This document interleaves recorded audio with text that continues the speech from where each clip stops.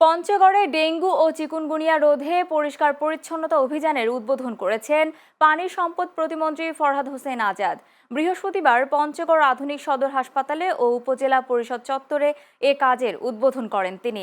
উদ্বোধনের আগে একটি সচেতনতামূলক বর্ণাঢ্য শোভাযাত্রা বের করা হয়। এ সময় পানি সম্পদ প্রতিমন্ত্রী বলেন, অফিস, আদালত, বাড়ির আশপাশ ছোট পরিত্যক্ত আসবাবপত্রে এসব রোগের বংশ বিস্তার করে কাজেই এগুলোর উৎপত্তিস্থল ধ্বংস করতে হবে সবার আগে। এ সময় উপস্থিত ছিলেন পঞ্চগড় জেলা প্রশাসক সুপ্রিয়া পারভিন, জেলা পুলিশ সুপার রবিউল ইসলাম ও Panchagarh civil surgeon doctor Mizanur Rahman সহ অনেকেই। আগামী বর্ষা মৌসুম শুরু হলে বিশেষ করে এপ্রিল মাস থেকেই আমাদের দেশের শুধু রাজধানী শহর নয়, বিভাগীয় শহর নয়, জেলা এবং উপজেলা শহরের বিভিন্ন জায়গায় বিশেষ করে ময়লা আবর্জনা থাকে এবং অনেকটা আবদ্ধ অবস্থায় থাকে বিধায় চিকুনগুনিয়া এবং ডেঙ্গু রোগের প্রভাব বৃদ্ধি পেতে পারে।